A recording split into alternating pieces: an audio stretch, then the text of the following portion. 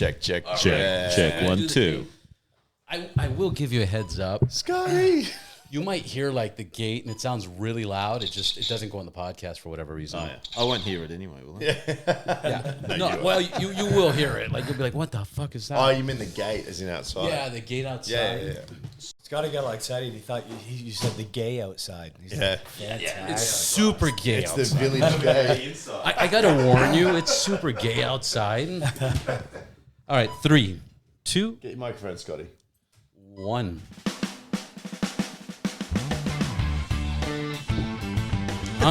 What? Scotty.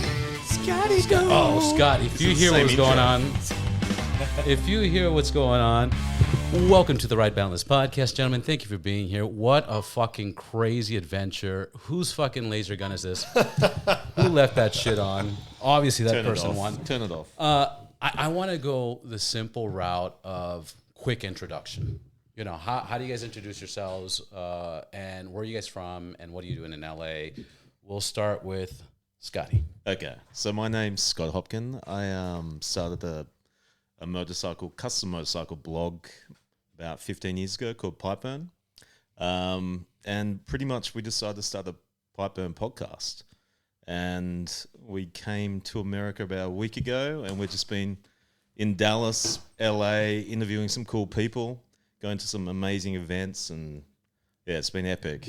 We're pretty fucking dusty, to be honest with you, right now. There's no drinking involved in this whole adventure, was there, Scotty? This is the first drink you guys had. In Yeah. the We're actually, we actually don't drink. Right, virgins.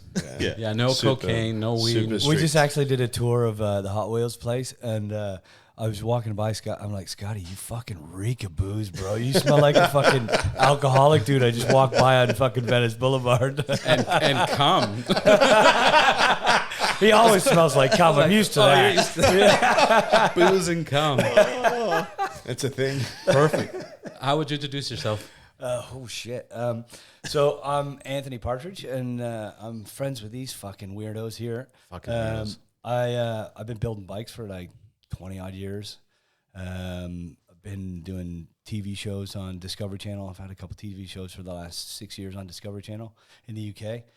I'm a bit of a mixed bag, really. I was born in England, kind of grew up in Canada, spent 20 years in Spain, and then got sucked back into the UK by Discovery Channel. But that explains the Spanish you were speaking the other day. And I'm just clawing to get out of England. I'm just like tooth and nail, just trying to get out of the rain and the cold, come over here to California. Oh, this is where you want to stay? This is the plan. It's been a plan for like 6 years, but it still hasn't happened yet. But I'm like that close. Well, 7's the lucky one, right? 7's a lucky number, bro. That's the lucky number. Me. Who the fuck are you, man? I don't know. I don't know anymore. Who are you today? I'm Mark Hawwa. Today I'm excited for a flight back home so I can sleep 12 hours straight. Well, on the plane? On the plane, yeah. And Asshole. I can't sleep on flights. I started the Distinguished Gentleman's Ride 12 years ago. So I guess my background What's that? has always been hospitality, bringing people together, building sort of communities around even Mazda Rotaries back in Sydney. Yeah. And 12 years ago, I started riding motorbikes, had no friends that I rode motorbikes with. So I started up a little crew in Sydney called Sydney Cafe Races. Quickly sort of grew to a couple thousand people and multiple sort of cafe racer groups globally. And off the back of that, I started the Distinguished Gentleman's Ride, which is a ride where guys and girls get dressed up for men's health. We raise money for prostate cancer and suicide prevention. Grew from 64 cities in the first year, which was 2012, to just under 900 cities this year, 107 countries, super impressive. And 65 million, I think that's Australian number, 65 million Australian dollars for charity. I want to get into how you got into that idea. Yeah. And we will in this podcast. My main thing, my other question that I'm really curious before we get started with that is hearing all this stuff in LA, being from the UK and Australia and being out of the country, hearing all the crazy stuff that's happening in the US, our president, California. Did you guys, this is not your first time in California, right? No. Now, did you guys like this visit? Did you see it crazy? Did you see it fun? Or I loved it. I think for me, I haven't been over here since my birthday, February so you come 2019. Yeah. 2019. So it's been 4 years, and obviously it was that tough Pre-COVID, sort of COVID period. But it seems consistent. I mean, we went to Dallas and we were able to sort of check out our mate Bobby's museum, Bobby Huss Museum, and that was awesome. And that's the first time that I've been to Dallas. It's probably the first time. Yeah, the first time I've been to Dallas. Yeah, I've only first time for me. been to Austin, Texas a few times, but Yeah, and so for me, it felt like normal. I guess it just felt like what it was like 4 years ago. Yeah. I don't see a massive. Obviously, you guys here day to day see a change, but like I come to LA. I used to before COVID. I was here probably 3, 4, even 5 times a year, and now probably just once a year. But I usually come for like a month or something. You know?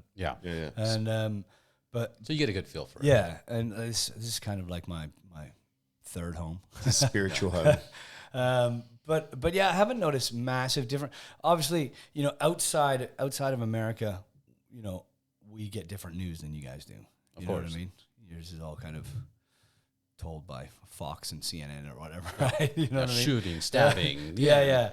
But so we only kind of see that, and then you land here, and you know what I mean? It's just, I don't know if it's because I'm so used to the place. I don't see much of a change. You know what I mean? But again, I don't live here. I don't pay my taxes here, so it's.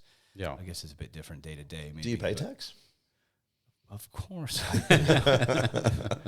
We'll beep that out. Listening. Well, that's why he's in different countries. Yeah, exactly. It's just this is his tax who the fuck are you avoiding running exercise. away? Yeah. We Googled my name the other night, and we were looking.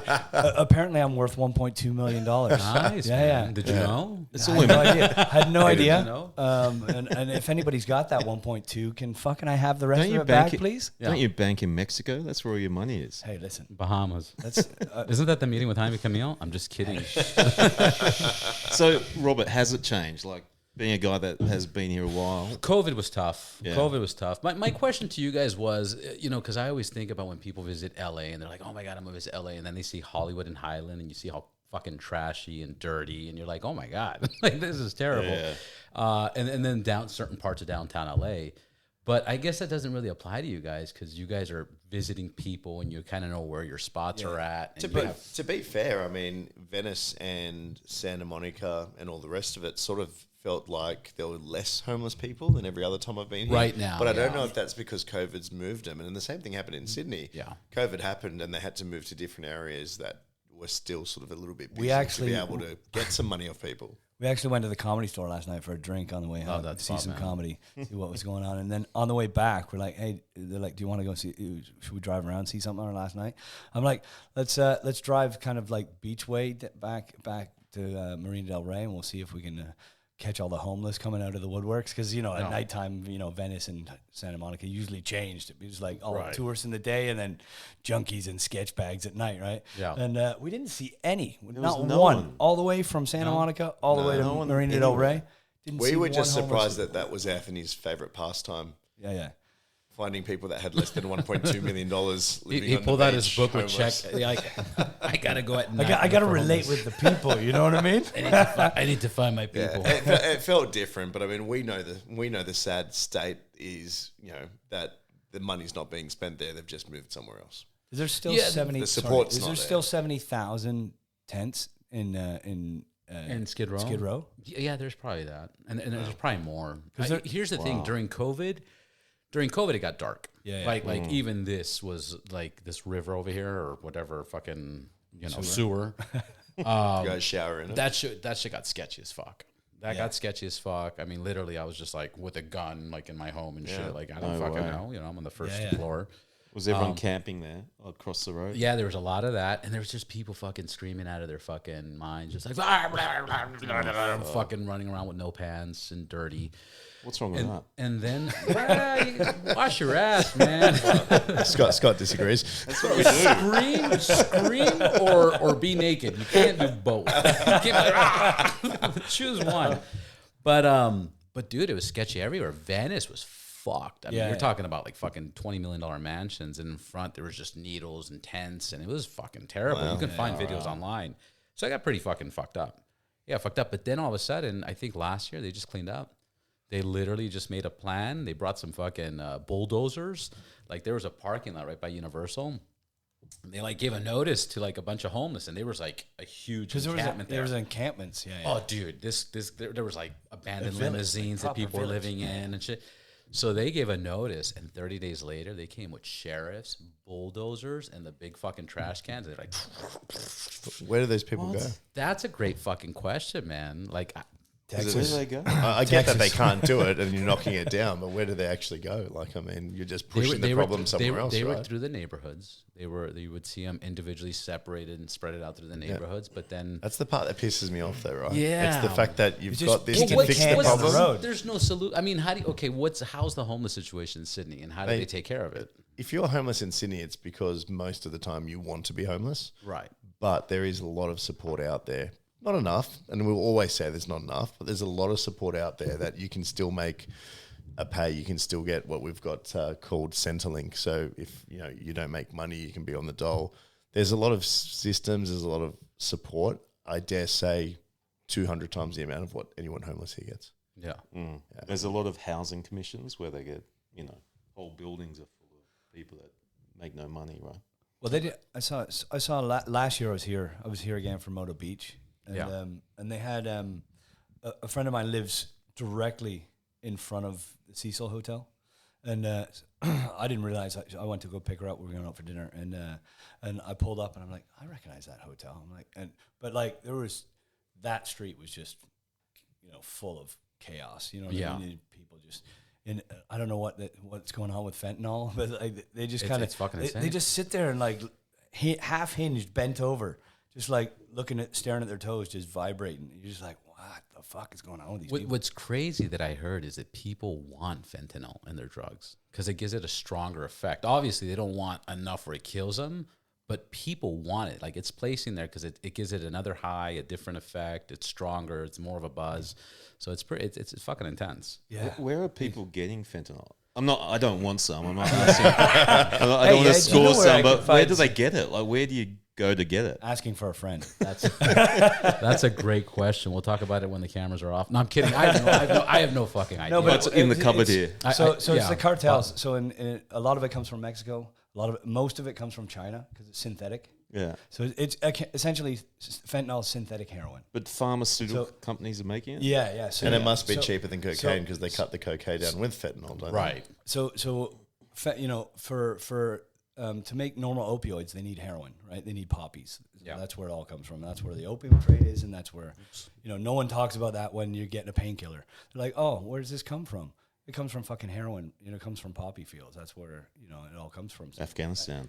all the opium trade is. You know what I mean? That's another story for that. But like fentanyl is all synthetic, so it's so cheap to make. Right. So they're cooking it in labs, right? And so the Chinese are making it.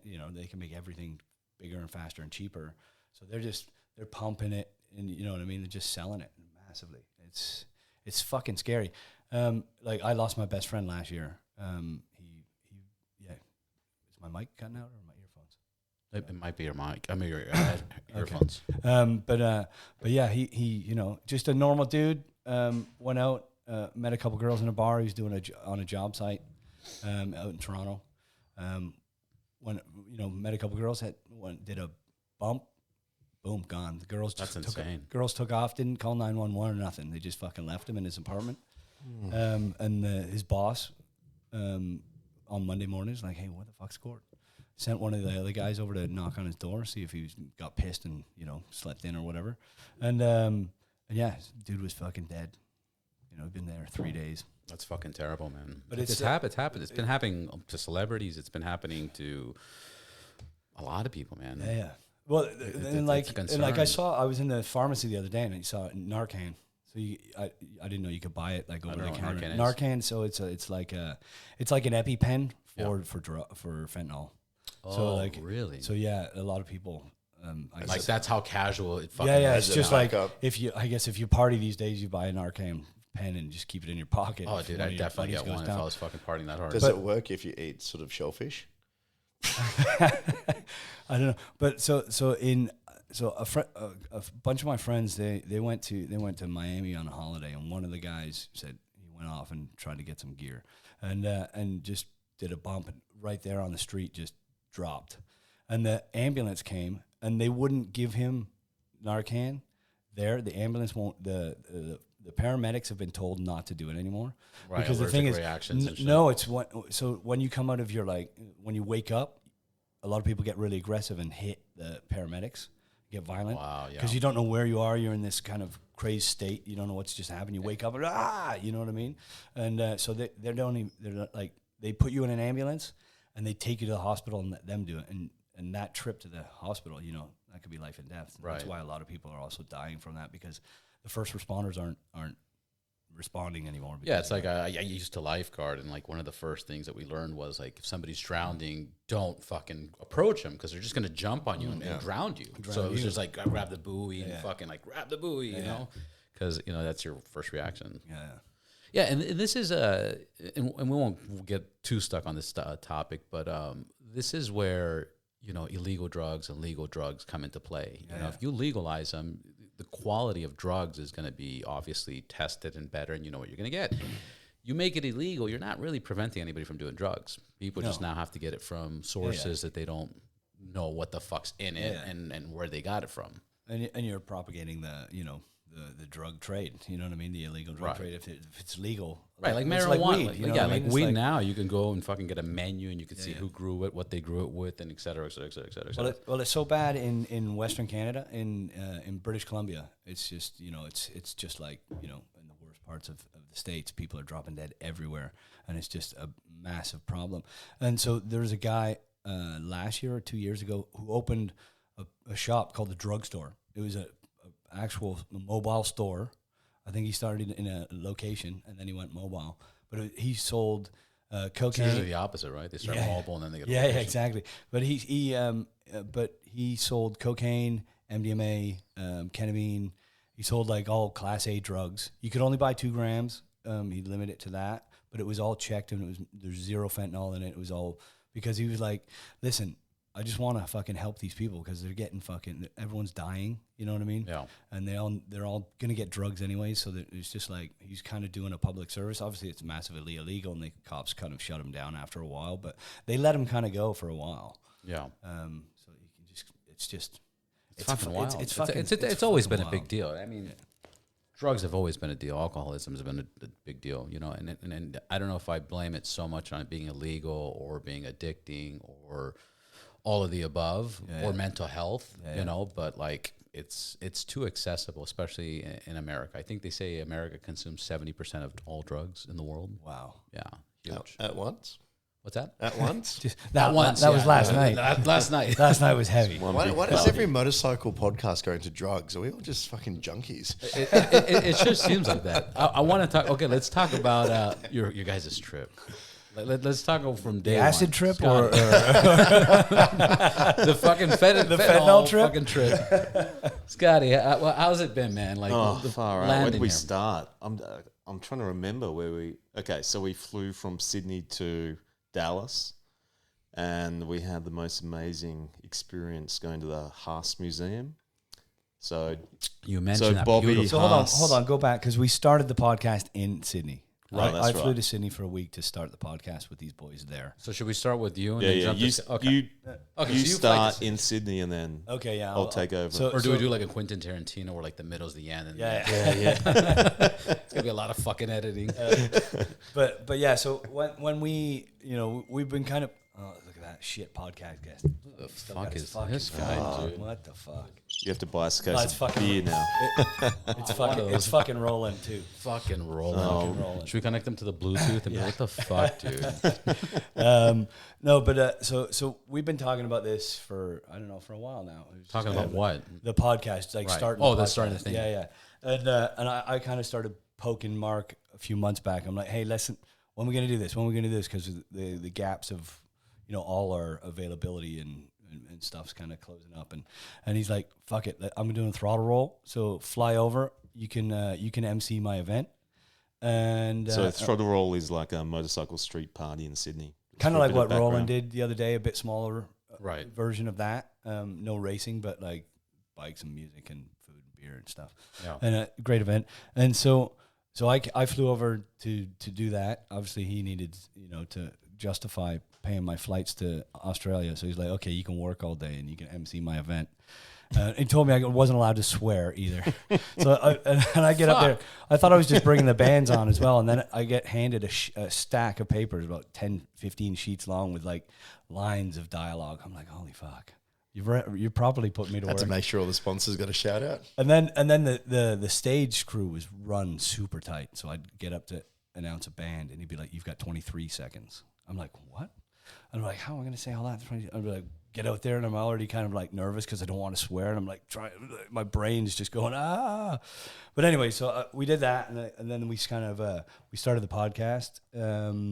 We did our first one, just us talking shit. We didn't know what the fuck we're doing, so Right. Nobody does. Doing a bit of an introduction Yeah, to just each an of intro us. of A bit like what we've just done here. yeah. Yeah. And then so we did. Who did we do that? We did Tommy. Tom from Purpose Built Moto. Purpose Built Moto. Did Ben Branch from Solidrome. Solidrome. You know Solidrome, the website and Instagram. No, I site. don't. He does like it's Basically all the shit that you want that you can't afford. Yeah, It's it's like a men's. No wonder I haven't heard yeah, of it's it. mad. It's mad. It's like bikes, Gasoline cars, culture. planes, trains, watches, anything cool. You Yeah. know? And then Fentanyl. Fentanyl. Good yeah, stuff. yeah. And the train. And Buy then, 2 trains, get a car free or something. yeah, and then we took the 15-hour long straight journey straight to Dallas, and I'll hand that over to Scotty. And that was one painful flight. The Airbnb there was great, wasn't it? Well, Partridge got his own little seat in the emergency exit in front of us, but I was in a sandwich with Mark, who's a big guy, and then an even bigger guy, this Aussie guy next to me. I'm just like, I couldn't put my arms down. He's never been so turned on in his life. It was hot. It was a pure meat amazing. sandwich. Oh my God. How many hours? 15 hours. Yeah, but these guys both slept for at least 8 of those hours. No, Yeah, I didn't. or you But he can't I was did. sleep. awake the whole Yeah, fucking it's time. hard for me to sleep, man. But then, yeah, we went to Dallas. So the Haas Museum is amazing. I don't know whether you know the background, but Bobby Haas, he made a lot of money, I think in the 80s, selling Dr. Pepper. He bought it cheap. He wasn't sold selling it. cans of Dr. Pepper. He owned the whole sold the company. Yeah. And he fell in love with motorbikes later on in his life, and he's just filled these warehouses with classic bikes, and also he's got a custom sort of side to the gallery as well. Do you guys know why he called it Dr. Pepper? No, he bought it. It was already Oh, Dr. it was Pepper. already Dr. Yeah. He just, I think they just rebranded it all. He bought it. I think they sort of He used to amalgamated buy a few companies, brands, just Yeah. buy and sell companies. put them all together as a sort of maybe a fizzy drinks sort of company and sold it. And then he was able to just do whatever he wanted dream-wise. Yeah. So he has 232 motorbikes there. Amazing. Like if And you were describing it's by year that you kind of like. yeah, so the in the classic first one, he's almost got one for every year, and it starts at 1899, which was I think it was a Peugeot. Sure, yeah. Yeah, and it's like Wait, and it Harley just goes- Davidson wasn't the first motorcycle in the world? No, can you believe it? That's fucking And weird. it won't be the last. And it wasn't American? What? It wasn't the first? Yeah, Harley's so not it's just actually incredible. Oh. Here we go. Here- It was it Scotland or England?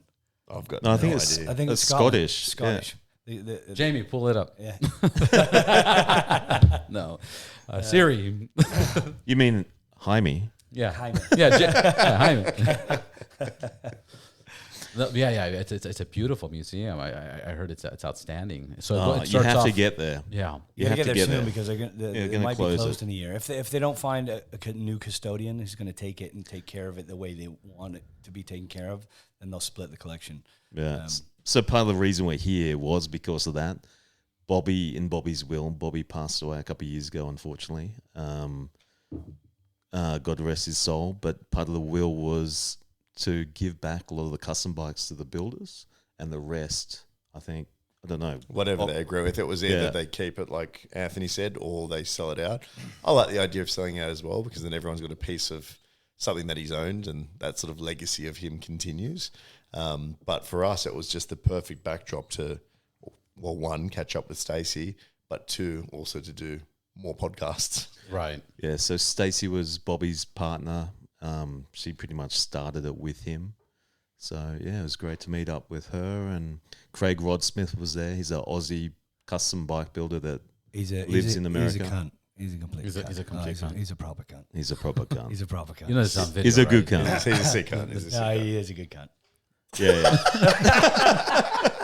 Good cunt, nice cunt, like a. Sick. Can we say cunt on this I podcast? think we fuck just you did want. 50 times, mate. I'll just say like in Australia it means candy or helmet or something. He's a helmet. Yeah. Yeah. So, yeah. So after that, you guys came to. To La La Land. We flew Jay Shire out from Boston. So she owns this business called Madhouse Motos, and Lebanese girl, absolutely lovely, builds some amazing motorbikes, and sort of, you know, she's the OG, right? She's so good at what she does. So we flew her out and did building a bikes podcast since with she was her as 11 well. or 10 or something like that in her garden. And that was awesome. Fuck. So we got 3 podcasts under our belt in Dallas. We're only in Dallas for 2 days. Yeah. And then we flew over to LA. We were here for one night. I got the boys' accommodation on the water. The rest is history. Hold on. He says on the water. So let's wind it back to Dallas. So we arrive in Dallas after a 15-hour flight. I've not slept. These two have both slept.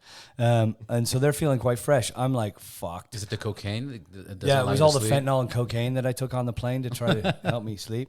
And so then we get here, and he's like, "Oh, dude, the Airbnb's sick. We're gonna have fucking 3 bedrooms. It's lovely. It's fucking nice place." It's right on the water. No, You're talking about Dallas. All right. So There we is no water in Dallas. just It's concrete. right on the sewer. And so we get there, and it takes us half an hour to figure out how to get inside, and then we get in, and we walk in, and like, oh, this place is fucking lovely. We walk down, oh, 1 bedroom, that's lovely. 2 bedrooms, oh, lovely. Where's the fucking 3rd bedroom, you fucks? Uh-oh. And we're like, oh, we couldn't figure it out. And obviously it's a pull-out bed in the living lounge. room On the yeah. couch. But there's not like no curtains, so you got like a massive bay window, just kind of, you know. So we slept together. So- Let's cut So yeah, cut to the to the chase. chase. And Scotty snores like a fucking dead man, and fucking he's got a sleep apnea machine. So it's either sleep with Darth Vader or sleep with a snoring fucker. And I'm just like, holy shit. How's a dead man snore? I want to know that. That's Like quiet. like you, mate. So I don't snore. So he's dead asleep. Yeah. I just think he's racist and he wanted to sleep with a white guy, not a brown guy. Come on, you'll always be my brown bro. but Fuck. It's getting very racial. oh, so racist. So anyways, they had sex and, So, yeah, and they've yeah. got a kid coming in 9 months. It's beautiful. Yeah. And then What color is he going to be? beige. If he comes out black, I'm going to be. Jeez.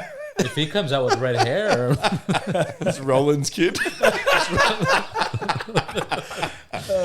Roland was So then we're like, I'm like, fuck, okay, so I still haven't really got a good night's sleep yet. Yeah. So then we're like, okay, fuck, we're gonna go to LA. So we land in LA. He's like, oh, dude, this Airbnb, this is Mark, by the way. Dude, this Airbnb is just fucking sick. We've all got our own bedrooms this time. It's right on the water. It's fucking legit. I'm like, sweet. So me and Scotty are all excited. We're so looking We're forward pulling to down it. like to the port in Marina Del Rey.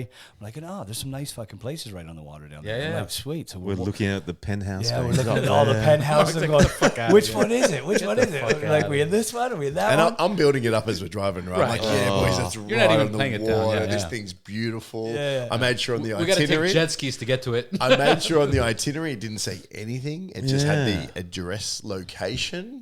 Yeah. So then Mark calls the owner and the owner of the Airbnb. He he kind of shows up and who's walking us to this place. I'm like, why do we park here? And we're walking way down the other end of this parking lot. I'm like, that's weird to have a parking space like so far away from your apartment. Right. And I'm like, okay, so maybe it's just whatever. So we get like halfway down the quayside, and it's like, and I just hear him and Mark talking. He's like, oh yeah, the boat. He's like, I'm like, I just look at Scotty. I'm going, did this motherfucker just say boat?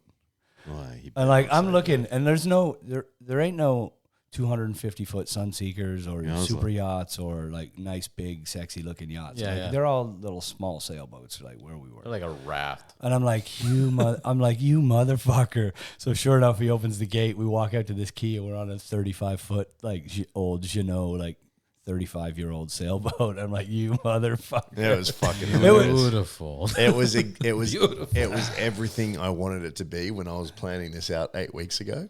Yeah. was And I funny. found this boat, and I'm just like, these boys are gonna fucking hate me, but I need to do this because I know that the look on their face is gonna make me feel Did you endless record it amounts at of least? happiness. Yeah, Yeah, he yeah, recorded yeah. It was nighttime, so it was like it's not as if I could get their reaction on GoPro. Right. I recorded them afterwards. I had the GoPro recording the whole time, so I'll look back at it. But I recorded the boys afterwards to get their interactions. And to be fair, they were upset, but they were pissing themselves laughing at the same It was time. bloody It was funny. so funny. You know, we were just so tired. And we just got off the plane. It was like already midnight or something, or 10 o'clock or something. And we're just like, fuck. And they had individual bedrooms. Yeah, well, we made him sleep in the fucking galley because it was his fucking. You didn't get a bedroom. His It was dude. his great idea. Yeah. So I took he took the master. I couldn't bath, even took the sleep other that two. night. Remember, I was just like shivering. I was waking up hot and cold. Fucking Good thing whole night. I got out of bed at like 3:30 in the morning and I walked to go take a piss, and thank God I did because the boat was sinking. there was 6 inches of water. You over exaggerate so fucking much. But it was sinking. I stepped into the toilet. And you swam into the I toilet. swam into the toilet, right?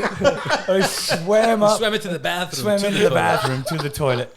No, I stepped in, and the water It was was just aqua turds the everywhere. water was above my ankle. Were you drunk and you stood in the toilet? No, because it's like a wet room, right? So Right, it's right. so obviously the drain, you know, when So you saved when their you have- lives. So I saved their lives. These Oh my guys. God, We they would've fucking all- owe you. No, he didn't wake us up. He just swam out. I just I just, I packed, he went to the hotel. I packed all my bags and I put them outside on the quay. But as I was going out, Mark woke up. So oh shit, man! I was just fucking, I was just pumping the. Come. I'll turn the pump on. Saving I'll you drain guys. the I bilge. thought he was trying to start the fucking boat because I just hear motors or pumps or something running and I'm half a fucking sleep because we've been drinking.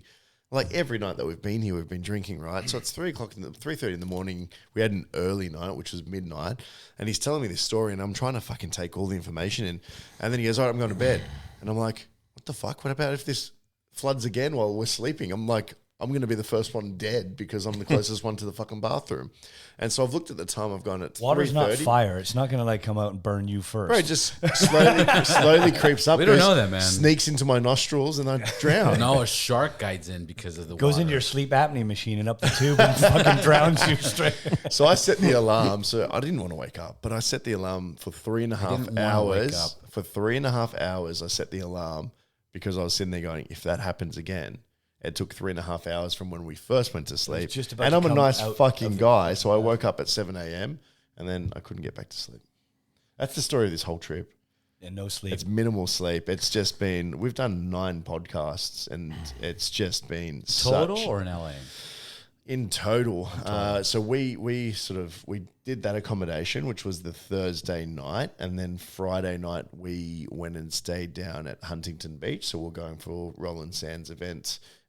Let's see if I can get this right. Moto Beach Classic. There nice. you go. Fuck, that took forever. Took you a while. And so we went to that event and we got this cute little Airbnb. And then Oh, you were there. You saw Yeah, And then Yeah. obviously The that's Love where, Shack. That's where we met you. It was one bedroom and one big bed, like a Yeah. heart shaped bed that you guys. Yeah, all like slept Scott said, it was a Love Mirrors on Shack, the man. ceiling. in. Yeah. so much sex. So, It's just so much sex. didn't it smell like sex when you walked in the Bro, door? it smelled like common alcohol. I was like, the floors are sticky. Why are the floors sticky? You should have touched the ceiling. That wasn't alcohol. That wasn't alcohol, huh? And then obviously we got to fucking meet you, which has Yeah. been awesome for us. And then fucking, it's funny because I didn't even realize that event was happening that day. I just knew it was happening sometime, and I wasn't watching it. And then you guys were like, "You want to go to the event?" And I was like, "Yeah, I'll show up for 5 minutes." And then a few beers later, took some shots in the VIP You were area. there for hours, man. Oh, dude, I was there for hours. And then I started getting a little buzz, and I was like, dude, this is such a rich man's fucking, like, let's get motorbikes, have them go in circles, and have people hang out and eat fucking chips that look like motorcycles. Yeah, I was like, this is tasty. it's very tasty. You should have stayed at the Love Shack that night. Oh, dude, I was we had spare room. I was like, if I have one more drink, I won't make it home. You today. could have stayed at Yeah. ours. I couldn't do it, but what a fucking great event. The live wires. What do you guys think about the live wires? Did you guys Well, I ride think them? I'm pretty sure you know what I feel about it, Mike. By the footage you've got on your setup. Yeah. I was know. I was telling everyone that Anthony's only tested half the bike because the front half wasn't touching the Wasn't ground the entire at all. fucking time. At all. Dude, I fucking love that bike. so much. Which bike are we talking about? The Del Mar, The Del Mar. the live wire Del Mar. He's just saying that because he wants one for free. I do want one for free, and hopefully I can make that happen. Well, not for I'll free. be honest. I used to build be the general manager fucking like 10, 15 years ago for Harley Davidson. So I went on a lot of test rides. I've never seen anybody have so much fun on a bike than you on a test ride. Yeah. I was like you naturally clicked on the fucking bike, and it looks like your cock was like inside the bike. Into and it. the bike was actually did. I did plug my cock into the bike. That's how he It gets looks all like of you his two are energy. penetrating each other. You were one, like an avatar that fucking connects. But like honestly, I got on that thing and I was just like right away. I just kind of got my bearings and like this fucking thing just fits. It just works. It's a great seating position. It's just like right where you want it to be, a hooligan bike. Yeah. You know what I mean? I've got loads of different bikes and I love all motorcycles. I'm never gonna give up my fucking ice engine bikes, but that to me, electric bikes are not the new. It's not taking over. For me, it's just a fucking another fucking cool toy to have in the box, right? And that if you're people bitch and moan about the range on it because you get like what 80 miles or something. But like if you're ripping around the city, you're not doing 80 miles in a fucking day. Yeah. You know what I mean? You're going from here to here and here, and how are you going to get even most people that go to work, I think like the average is like 40 miles. Yeah, and like my only fear is when I get one of those things, I probably won't have my license for very long because it's just a fucking complete hooligan bike. It's so fucking fun. It's just, and you have to ride it like that. I've got a question for you, Anthony. Yeah. Do you have a license? I do now. Okay. I do now. Yeah. I procured like a one. Mexican license or something. We're from Spanish license. Spanish license. I had to redo my test. So I had a Canadian license. You don't have to lie, man. I had a Canadian license, and that expired, and I was quite poor, so I couldn't. I had to fly back home to like get a new license. You can't just What does it expire? Like 5 years or? It was 10 years in Canada. 10 years. And so I was like, shit, I need to renew my license, but I was broke. I was working at a scuba diving center in Menorca, and I just couldn't get home in time to do it. And then if you let it lapse 1 year, then you have to start from scratch. So it's kind of like you got to start from the beginning. So I was like, fuck it, and then for pretty much my whole life in Spain, I was like, I didn't have a license. I was just driving around, riding bikes, and I think every motorcyclist has had that 1 year in life where it's like, fuck, I don't have a license. I own one of the biggest custom motorcycles like, in one of the biggest custom motorcycles in Spain, 2 doors down from the police station, and I didn't have a motorcycle license. Yeah, you don't need it. You know all the cops. I knew all the cops, of course, but it was the chief of police for the local cops. He was gunning for me because I painted some yellow parking lines, like for bikes out in front of the parking lot. But you have to get a permit from the city, and they come and paint the lines once you get the permit. But I was like, I don't need a permit. I'm just going to paint the yellow lines. And then the chief saw them one day, and he's like, fuck, I'm going to fucking do this, guy. So, but all my buddies I knew all the cops. So as soon as he left the office on his bike to come bust me at my shop, my buddy calls. He goes, hey, the chief's coming down to fucking do you for those lines. So I got my staff to run out there with gray paint over the lines really quick, and park the shop van over the lines. So he pulls up, and like there's no lines on the floor. He's like, yeah, motherfucker. So since that day, he was gunning for me. And then he caught up with me about a year later, and he's like, if you don't get your license, I'm gonna do you. I'm gonna do you. I'm gonna fuck you in the ass, boy. Is it gonna fuck you in your ass or kill you, bro? Yeah. That's pretty extreme. Both. But yeah, so then I had to get then it's the shortest license in history as well, because I had my license. I rode my bike to get my license, and then once I got my license, then it was completely illegal because you have to take a car license before you can get your bike license. You can't just go for a bike and not have a car. So I had to do the car, but then now I'm in the system in Spain, and I've got a car license, but I don't own a car. I've only got a motorcycle. I've got a shop van, but I've got the car or That's the bike. Business name. Yeah, so I ride my bike to go get thing, and I'm riding my bike home from I've got my little paper like temporary permit, right? And I get pulled over at a traffic stop, and I'm like, oh fuck, this ain't gonna go well. Hopefully, I know the cop. Right. And usually I did, or I can get I can or get out. You know his sister, or or something. Or his grandma, and so he pulls me over, and it wasn't anybody I knew, and I couldn't call anybody. It was too short a time, and he's like, boom, took 6 points off my license. You only get 8 as a new driver, so he took 6 points and a $450 euro fine. So I had 2 points left on my license half an hour after I got my license, and then 2 weeks after that, I got in a huge fight with my girlfriend at the time.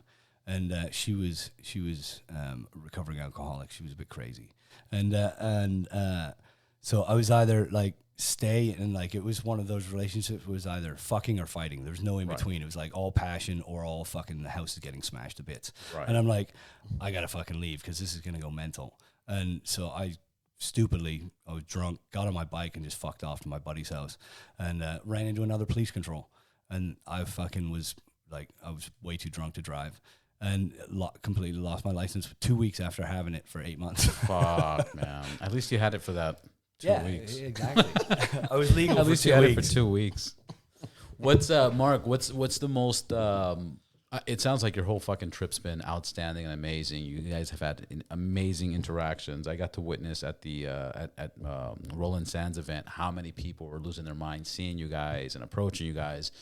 But top one epic moment of this trip that you're just like, oh my God, can you talk about it? Or Yeah, of course. Man, there's been so many epic parts. I mean, there's two. I mean, one, it's always nice to meet the guys on the ground that are helping you out with events, right? Right. So we've got 900 events around the world. There's not possibly a way for me to maintain 900 relationships you have with 2 those arms people. and 3 legs. Exactly. You can only do so much. 2.5 legs. And so when you sort of come here, it's great to catch up with the team that make that happen. And that was the team that you met as well, right? All the guys down there, 2.25, that was good. And so one, that's always a highlight for me because it's really nice connecting with those guys. And then to be fair, this 7 days has probably been 7 of the best days I've had in a very long time. And don't get me wrong, it's been stressful. We've been traveling lots. Half the time that we're going out, half the time we're going out, I don't even want to go out. It's these boys forcing me. I'm like, I just want to fucking go to bed. I've just become this old man. But the best part for me would probably be yesterday. So yesterday we interviewed Robbie Madison, and that was super fucking cool. Fellow Australian. badass, yeah. I've known him for a few years. I teed that up when we started figuring out who we were going to get in the podcast, and he was so receptive to it. And that was super cool being at his house, his family, watching them do tricks and stuff, and then obviously going watching into his the little interview. kids do backflips into the foam pit was fucking So insane. cool. And then we go past Roland Sands' house for drinks and the podcast, and I see these DJ decks in his garage, and he's gone inside to get some drinks, and I've gone, fuck, I haven't used these decks before. Let's jump on. I've jumped on. I've started mixing, and he's come out. What is that word? DJ decks. Decks? Not Decks. dicks. Yeah, sorry. Show us your decks, bro. Show us Decks, your dick, decks. bro. Decks. Oh, because you're like, I saw those decks and I jumped Oh, on yeah, them those so fucking fucking- hard. He loves I jumping jumped on that deck. He loves jumping on a No, dick. but this boy. it's the accent. I'm just clarifying for America. Oh, I don't yeah, want no, America to be. So, Man, so you jumped so- on. so you I jumped used- on Roland Sands' decks. Yeah, decks. so I used to be a dick jockey. Disc. Disc. jockey. Got it. Jockey. I had to ask, bro. So I started playing, and he sort of come back to the garage where I'm he's just gonna cut the whole podcast to that. Yeah, that's it. There's your soundbite. That's it. Got you. Should we start again? Should we go back to the beginning? Oh, dude, No, I no, would cut it. no, we're not cutting. This is uncut, motherfucker. So, and you guys just started battling, right? Well, yeah, I started DJing, and he's come up, and he goes, "You played?" I'm like, "Yeah, I've been playing since I was 14," and then we just went into. Basically, it wasn't a head to head. It was more of a collaborative mix. So we were both controlling the mixer.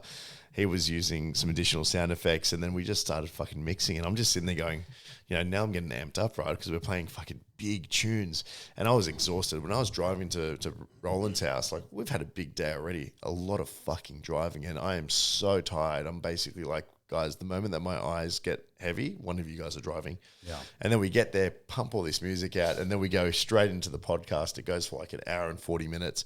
And then he looks at me and he goes, "We jumping back on the decks?" And I'm like, fucking oath we are. And then we went straight back onto the decks and kept on mixing for about another half an hour. It so There was sounds some like dinner in there at dicks. some point. Yeah.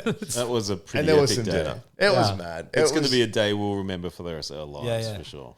And then we were driving home, and I was like, "Fuck, why don't we go to the comedy store see some comedy? It's still early. We can have one night cap before we go." And we went to the comedy store, and We were funnier than the comedian. yeah, it was like Did you guys see any big names? it was what's his name? Don Burns. He's He's no one. He's quite a big comedian. he's He's quite been around big here. Yeah. Well- He's a big American comedian. He's pretty fucking dark. He's like quite famous for getting girls to spit in his mouth on stage. He does like fucking. Oh my God, he's yeah. pretty dark. The guy's a weirdo. But it's Yeah, just He was like pretty abusive. Seriously, it was too much. He has a show. People walked out. Anthony was getting turned on. Really? He has a show, and it's not like his stand-up. It wasn't doing stand-up. He was just kind of doing like crowd work and sitting there, and he did a couple other comedians come up. And he's just kind of, he's using that to get bits for his material. But most people are practicing there. Yeah, especially at that hour. You know what I mean? It's the OR, and it's late at night, so it's just kind of the guy walks in, like as soon as we walk in there, he's like, okay, just to I've just got to introduce you to this part of the show. It's pretty fucking loose. Like if you want to fucking get on stage and get your dick out, fucking feel free. You can shout out, get involved, fucking, spit, swear, fucking whatever you want to do. We're like, oh, okay, it's that kind of party. So we walked in and it was. We basically got there after all the comedians had finished, and he was just trying to soak up the time to justify the money we just spent. They were like, we got some fucking clowns in here. We just. They paid $60, $100 to get in. It was just, I think we only paid 10. They gave us a discount, so that was all right. Yeah, that's still not. What time was this? Like 1 a.m. Yeah. And they were shutting at 2 or something. The annoying part was, I'm tired again driving back from Long Beach to here, and then we probably passed it on the fucking highway or something to get back. Because then we get back home and I'm like, actually, fuck it, let's go out. And then it's another half an hour drive to get there, and then I think we got home at 3 o'clock in the morning. 3 o'clock. It was a late one again. How did you guys meet?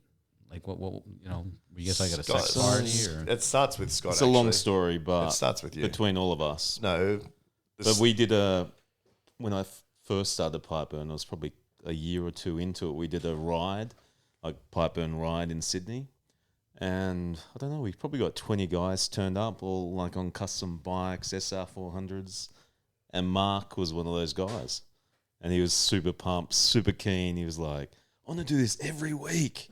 I'm like, dude, I've got young kids. I can't do this every week. I think that's pretty much how you started Sydney Cafe Races, right? Yeah, so I had an SR500 with a little Honda monkey tank, like 4 liters of fuel. So I'm emailing these guys, asking them so many fucking questions just to determine what the fuel stops were. Yeah. So I didn't break down, and then I ended up always the guy you want to ride with, the guy with the fucking tiny tank. Fashion over function. And then I had another 2 liters in containers on the back of the bike, and so 20-ounce bottles.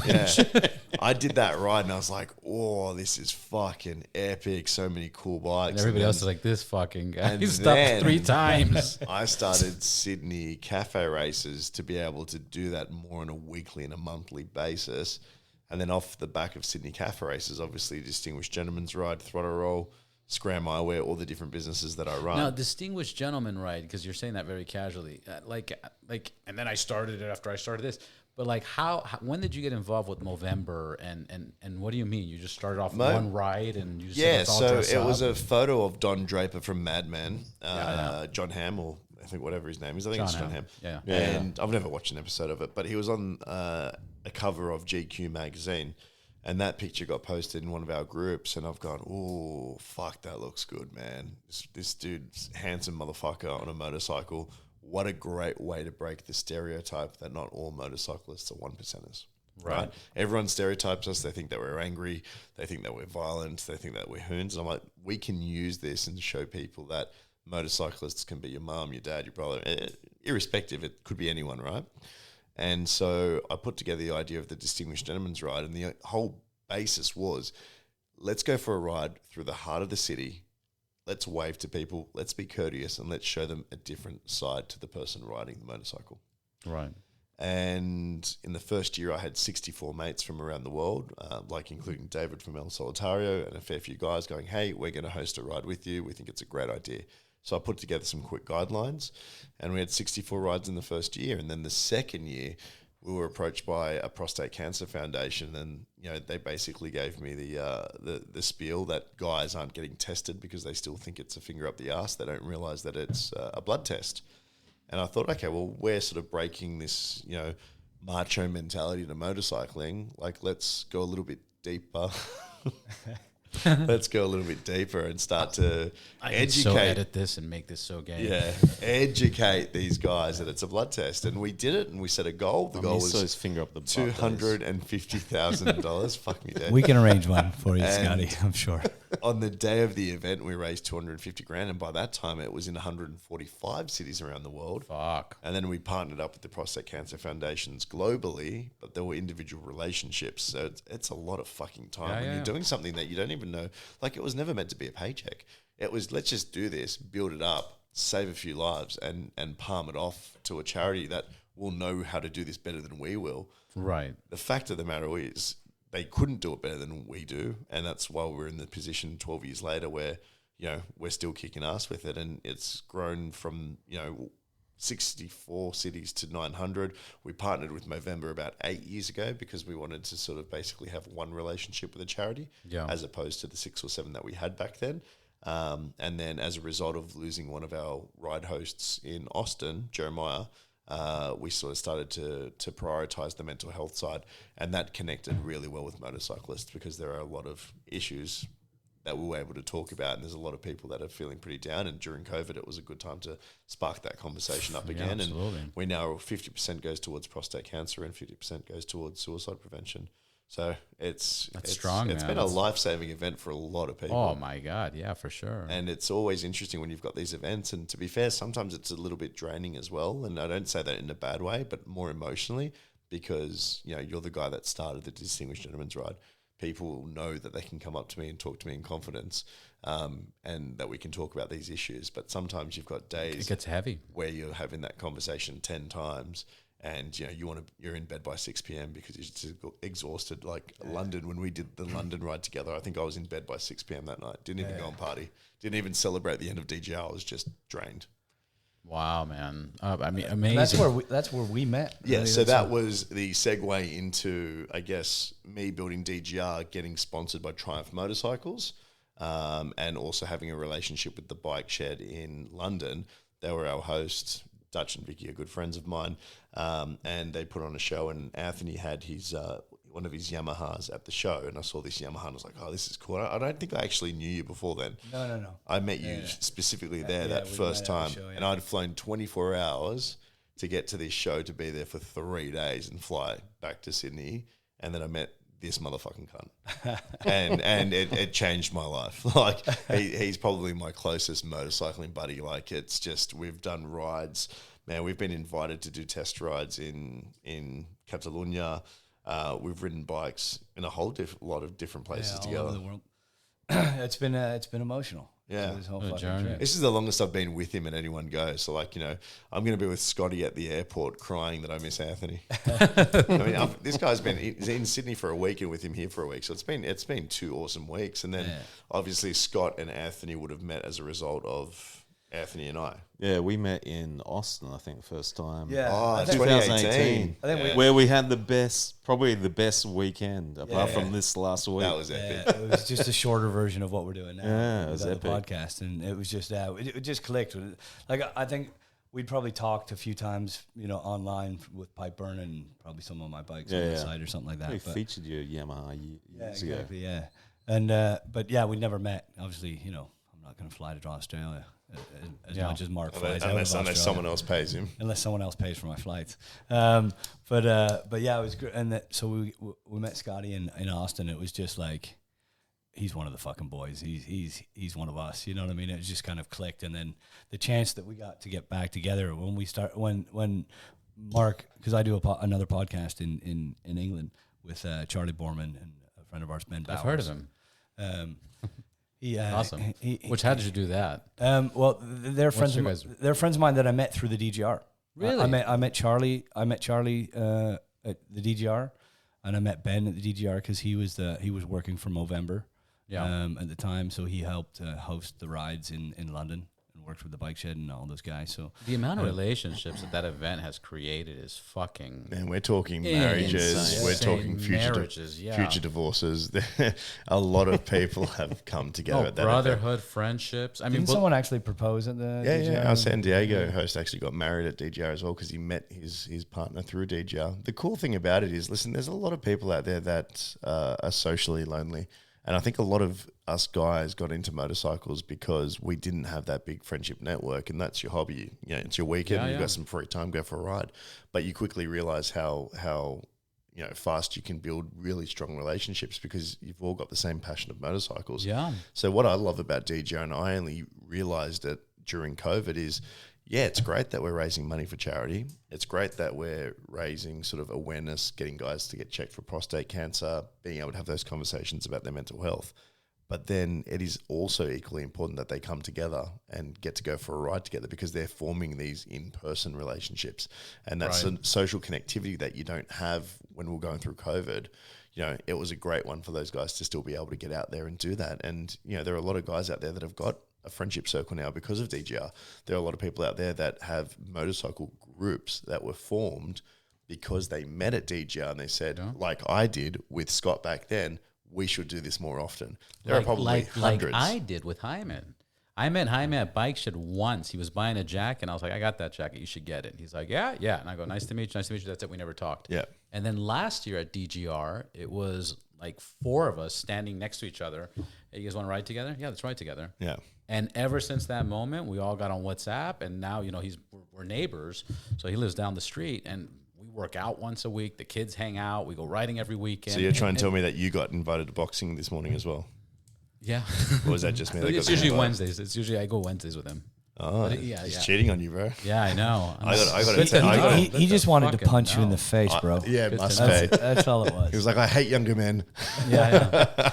No, he fucks people up. He likes taking people there and fucking challenging them and see how fucking winded. And he's just like, I'll go back to Sydney, take some roids, come back, and I'll fucking sort him out. Yeah. They took me there with the 1 pound weights. They're like, all right, we're gonna hold up 1 pound weights. I was like, 1 pound weights? Get the fuck out of here. Like 30 seconds. I'm like, oh my god, you're shaking. So I went fucking out to my gym, and now I get on the Stairmaster and I hold my arms up and fucking do that for like 20 minutes. So last time I was like, it's a good look. 1 pound. It's a good look. Yeah, it's a great all look. I saw was this. All I saw was this. Yeah.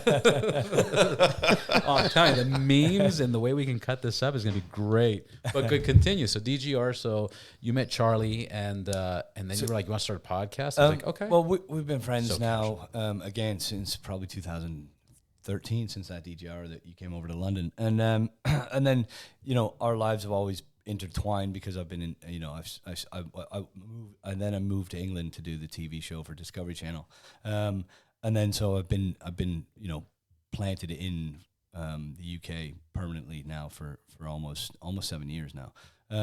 So I started kind of, you know, he hates it. It's like, congratulations. Oh, sorry. Yeah, that's perfect. I went from southern Spain to rain, so it's kind of a So, like, sorry. Yeah. I'm trying not to slag off England because I do like England. You just want to get the I just fuck don't out want of to live there. Right. You know what I mean? I love my family's there. I was born there. I love going to England. I love that British feel of, you know, you going down London and you get that.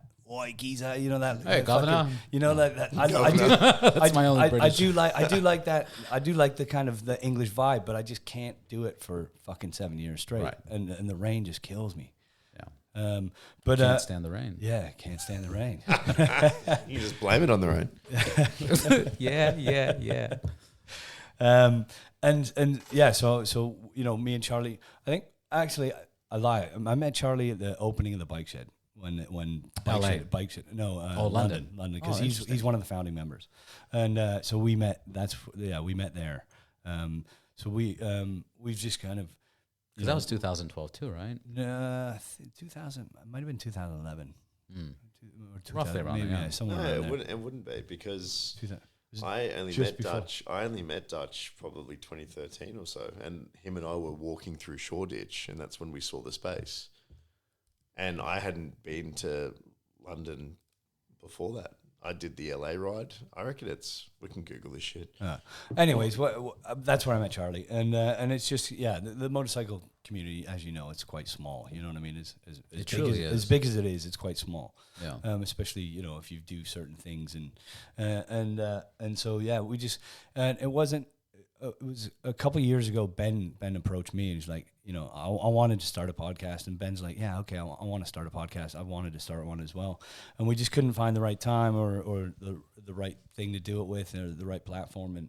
And then Ben just kind of went gung ho and said, "Hey, let's do this. So I'm going to organize it. Me, you, and Charlie will do this podcast together." And we just kind of decided. And that our podcast stems from the DGR as well, because it's a men's, it's mental health, and it's like a mindfulness motorcycle podcast. So we have like celebrities and racers and different people on as guests, and we interview them and talk about, it doesn't have to go deep. It can be like this. It can be just fun and whatever. But if most dudes we interview, especially like guys that have been in big rock bands and, done public careers and stuff like that. And, they've all got, stories, experience, and they've all gone through something, especially like ex-racers, retired Formula One drivers, and things like that.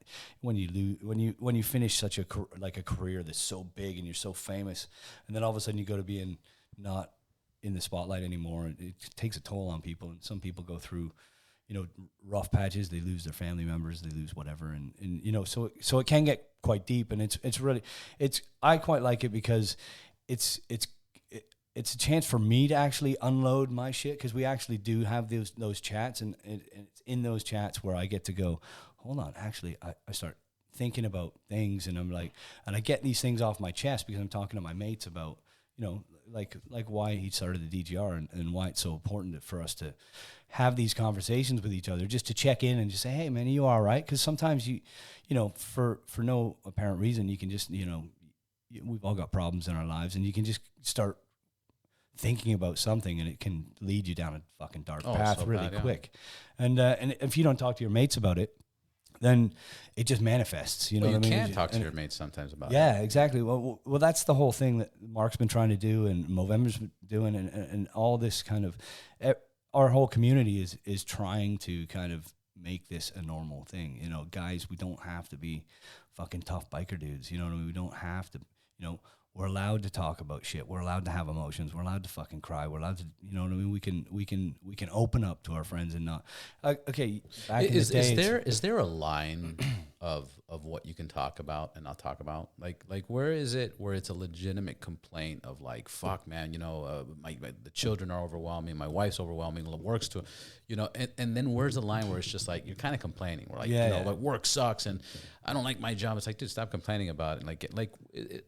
Where's the thin line? You know what I mean? But I think even just a complaint like that, you know what I mean? Because you're still thinking about that shit, and it's obviously it beats you. It beats you down. But like even if you were just complaining like that, and your mates are like, "Listen, you fucking dickhead, shut the fuck up," and that's enough for the conversation, just to like take you out of that mindset and go, you know what? Actually, right. I'm a fucking complaining cunt. You know what I mean? I don't have it that bad. Take a step back and look at the things you do have. You have fucking kids. You have a wife. You have a house. You have a fucking job. Roof. Yeah, you have a job. You know what I mean? You got food in the fridge.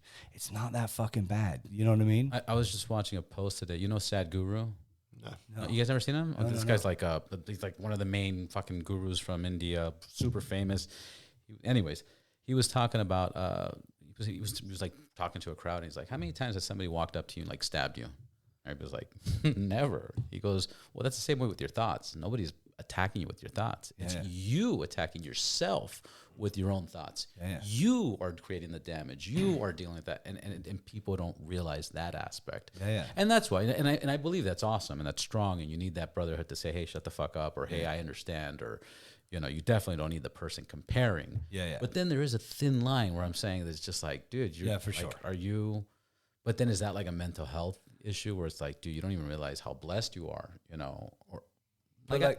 Well, it's again, it's all about your headspace. Now, I've started through my other podcasts. I've realized that because I've always been a really positive thinking guy, and I've had lows like but most of my lows have been, I've had 3 or 4 like 5-6 year relationships, and only kind of like when I have a breakup, and I kind of that like 2-3 week period after a breakup, it's like you think everything in the world shit, and I'd kind of bounce back out of it and I'd be fine. But that was the only kind of like times I've ever really felt kind of like I've gone into a bit of a depression, I thought, but I'm just a bit low. I'm not depressed. I'm just like, shit's not going great. I'm bummed out. Yeah, bummed out. This sucks. Yeah.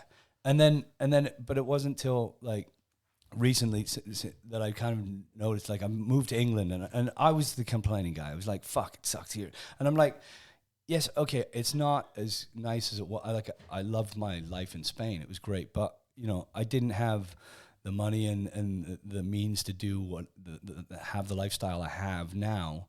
While I was in Spain, I had a great life, but I was fucking broke. But now I'm not broke and I don't have the great life. So there's always a compromise. But I can't. You have to kind of take a step back and go, you know what? Okay, it's not all bad. You know what I mean? I've got a fucking great place. I've got, you know, great people in my life. I've got, you know, everything I need. It's just, okay, it might be in the wrong location, but you know, it's you gotta actually realize that you're thinking negative, you know, and go, fuck, stop fucking being negative. Like just, it was like yesterday, you know, we had the most fucking epic day ever, and we were all pretty tired, and we're driving to Roland's, we're driving into the Comedy Store, and I was just like, you know, Robbie Madison, you know, he's a fucking legend, you know what I mean? And Roland, you know, before I've known Roland, I don't know how many years, but like before I met Roland, you know, when I got into building bikes, he was my fucking hero. He built the Glory Stomper, and that was fucking, that bike changed the game for me, and I think it did for many people. And I was just like, I never would have thought that 20 years later, these would be some of my closest friends, and you know what I mean. And okay, not Robbie. I just met Robbie, but he's, you know, he's a cool fucking dude, and we know each other. And but like, we just had a fucking epic day. And I said to Mark, and like, can you imagine the you know, how many people in our industry would have fucking loved to be a fly on the wall on our day that we just had today? We just had the most fucking epic day. We spent the day at Robbie's place in Temecula. It's fucking rad, like ranch with ramps all over the place, and his family there, and they're all cool. And then we rode to Roland's house, and we were hanging out at his house, and Nicole, his wife, ordered some food, and we were eating and drinking and laughing into a pod and just hanging out and watching these dickheads play, you know, tunes on traveling around the world and being here. And like, we get to fly around the fucking world and see all these cool people. I'm going to tell you a quick statistic. There's a statistic that says 70% of Americans have never seen the beach. Yeah. Really? Oh, bro, how fucking crazy. There's a statistic that's saying people that live in East LA, like I think it's like 48% or 53%, have never been to the beach. What? It's fucking insane. I used to live in Santa Cruz. Santa Cruz is only 90 miles away from San Francisco. I knew people that never been to San Francisco. It's a 90-minute drive. Most of my friends have never left my hometown in Canada. They don't have passports. Yeah. I'm like, dude, you're fucking 50 years old. You don't have a fucking passport. Yeah. You know, it's crazy. It's fucking wild, man. People haven't traveled. People haven't seen, let alone have those experiences and stuff like that. You know? And not only that, I mean, there's even smaller stuff. I have friends of mine that like own 80% of this neighborhood. They don't have kids, you know, and it's like they want to have kids, but they don't have kids. Like it's what are you comparing it to, or what are you looking for in life? Well, you shouldn't compare it to anything. You know what I mean? That's the fucking, you know, what's that old saying? Comparison is the mother of. Is it the devil? I can't remember the fucking quote, but it's a good one. But comparison sucks is basically what it is. Very poetic. Anthony Partridge. Yeah. There's a fucking soundbite for you. But yeah, just you can't. I do it as well. You know what I mean? We all do it. Especially with social media. Especially with this fucking phone in your pocket. It's fucking so hard not to. You know, I'm welding up. I'm welding up a bike, and I look at one of my welds, and I fucking sit there and see fucking, you know, Max Hazen's fucking latest bike. I'm like, you motherfucker, those welds look way better than mine. I grind it off. I'm like, I'll do another one. And you know what I mean? You just the comparison factor. Just like stop fucking comparing yourself to other people. You know what I mean? Just focus on your own shit. And your welds are pretty shit though. What's that? Your welds are pretty shit. My welds are pretty shit. Yeah. My welds. Oh, welds. Yeah. My welds are pretty shit. I know you guys are schedules. You're leaving today, and I don't want to take up too much of your guys' time. I appreciate you coming here.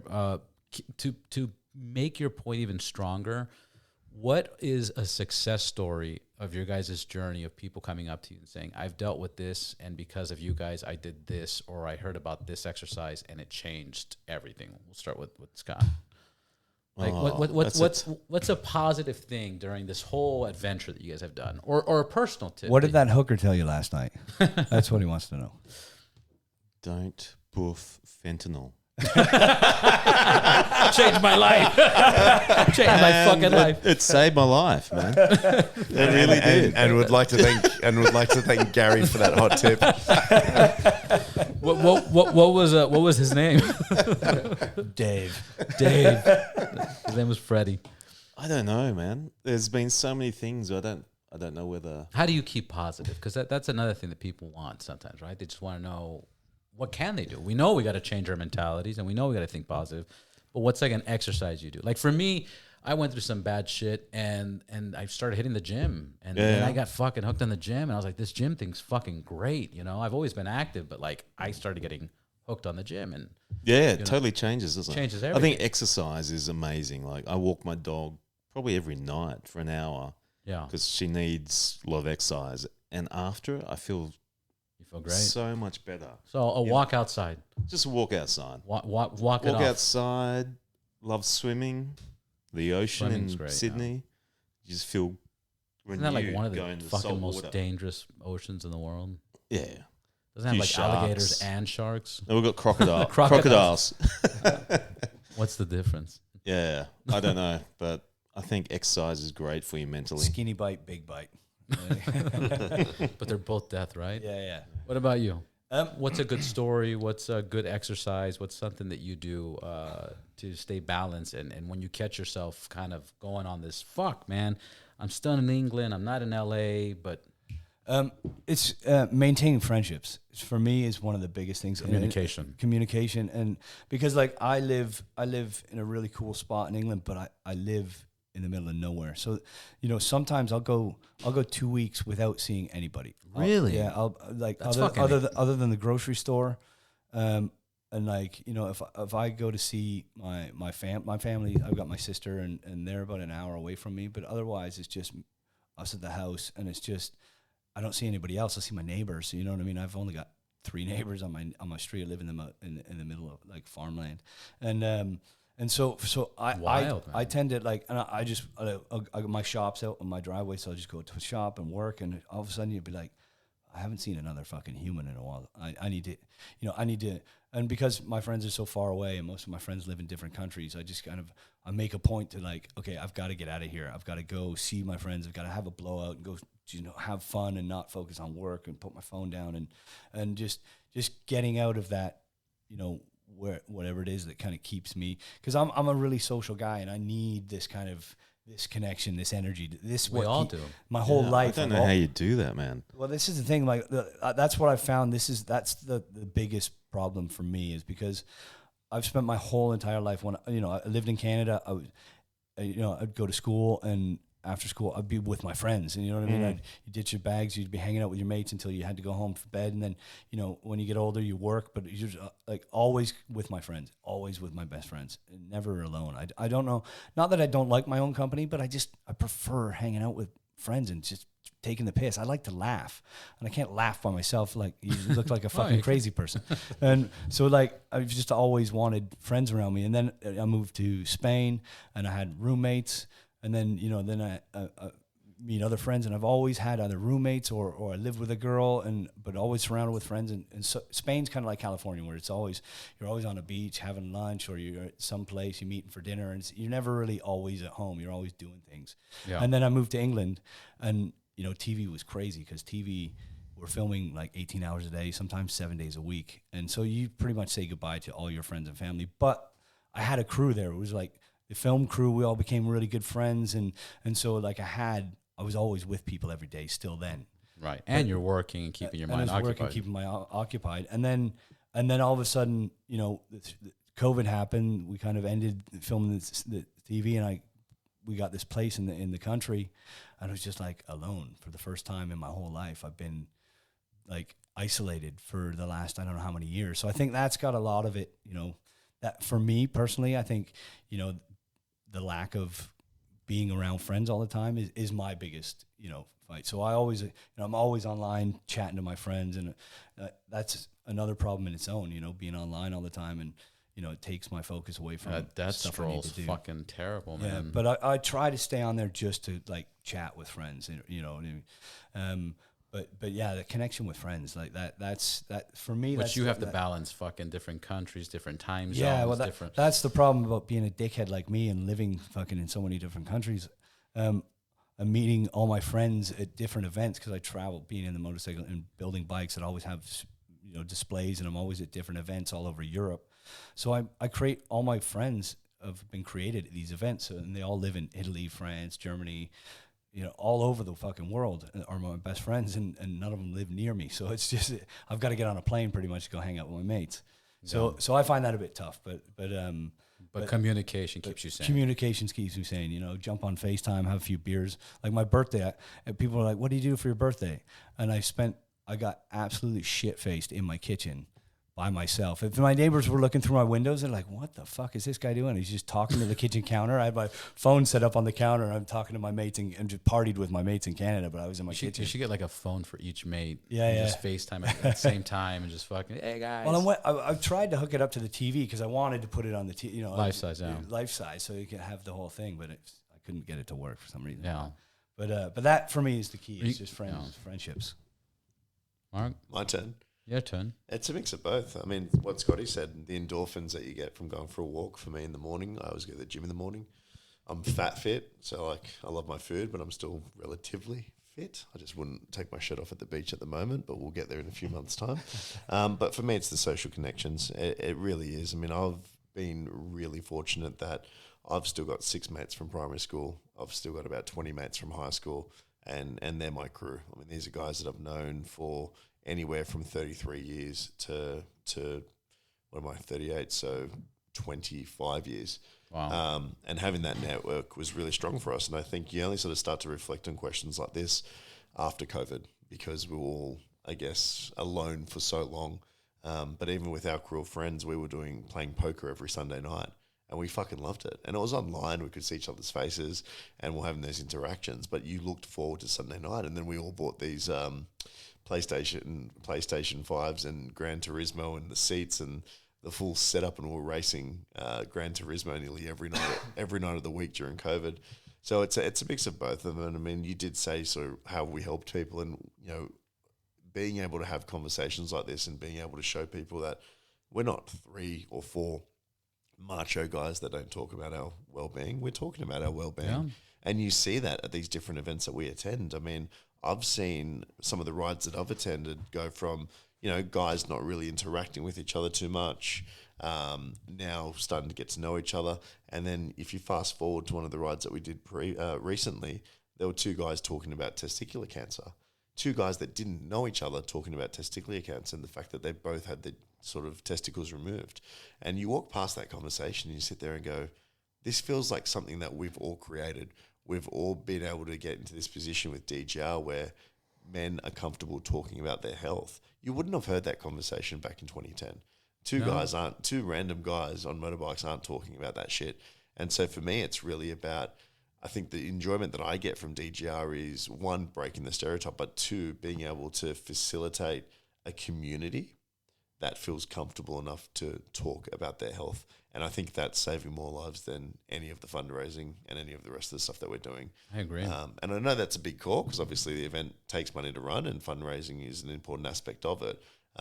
But if we can get guys that are over 45 to get checked for prostate cancer and they find out that they've had prostate cancer, they have prostate cancer, and they're able to get to it early enough, that is the part that keeps us going in the office. And the emails that we get on a weekly basis from guys saying, hey, if it wasn't for you, I'd be dead. That happens every fucking week, and it is amazing. It's sometimes a little bit daunting because you also have other issues that come off the back of prostate cancer as well. But for us, being able to help people keeps us in a really good position mentally as well.